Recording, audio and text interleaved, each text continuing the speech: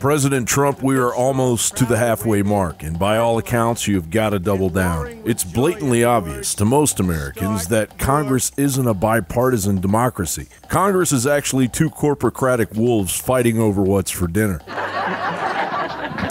We see their culture of corruption, cronyism, and incompetence at work. People say it's because the Democratic Party, of which you're a leader, has no message. Your only message is anti-Trump. No, that isn't true. First of all, let me just say, these are 4 races we would never have chosen to go into. They were chosen by Donald Trump. Please, God, let Nancy Pelosi continue to be the voice of the Democratic Party for the midterm elections, because it's the best thing that the Republicans could possibly have. And all we need to do is take her words, put it on television, and play it over and over again. The Democrats are already circulating a list of 100 potential investigations of the Trump presidency to fuel the frenzy in their base. Axios reports that some of the investigations, based on requests for inquiries made by Democrats while in the minority, include President Trump's tax returns, Trump family business, and whether they comply with the Constitution's emoluments clause, including the Chinese trademark grant to the Trump organization, Trump's dealing with Russia, including the president's preparation for his meeting with Vladimir Putin, the payment to Stephanie Clifford, aka Stormy Daniels, and James Comey's firing. The same monotone nothing burger investigations that have attempted to suck all of the air out of the first 2 years of the Trump presidency, but failed. Made in America is back. Now, some people would say made in the USA. I personally don't care.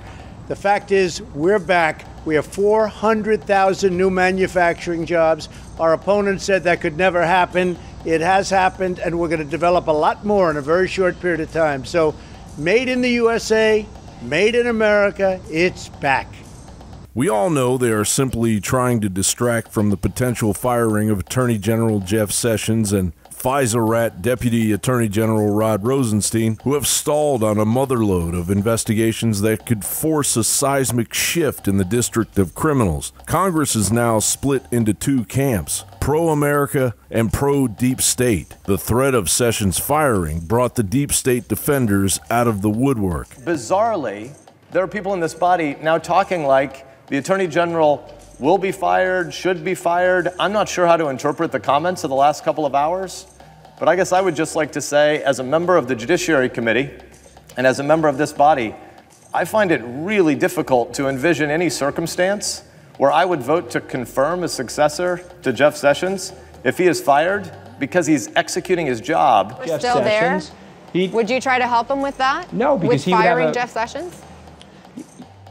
No, because he would have a nightmare on his hands in politics. It's very, very different in politics, Anna, than it is in business. If Jeff Sessions was the general counsel for the Trump organization, it's a totally different set of personnel decisions than if Jeff Sessions is his cabinet member. And there are those that have begun to grow a spine. And I think there will come a time, sooner rather than later, where it will be time to have a new face and a fresh voice at the Department of Justice. Replacing him before the election, to me, would be a non-starter. But the idea of having a new Attorney General in the first term of President Trump's administration, I think is very likely. Understand, the president inherited a system that likes to give no one anything. I often say that the most highly classified thing there is anywhere in Washington is embarrassment. This Attorney General, unfortunately, has been disengaged for his entire tenure as Attorney General, with the exception of his work on bringing down the gangs and enforcing our immigration law. They have allowed all the crimes against Trump, all the crimes against America, all the illegal spying, all the illegal warrants, all the fake Russiagate garbage. They've indicted 3 members of the House to try to win the election for stuff that's not even criminal. Flying their daughter's pet rabbit, buying members of the staff dinner on campaign funds, totally normal. When Obama laundered $84 million, it's all unfolding. As evidence on Hillary continues to pile up, like it recently did after Judicial Watch uncovered even more fumbling with our national security, it is abundantly clear there isn't any justice being served here. Attorney General Jeff Sessions must go. John Bound reporting.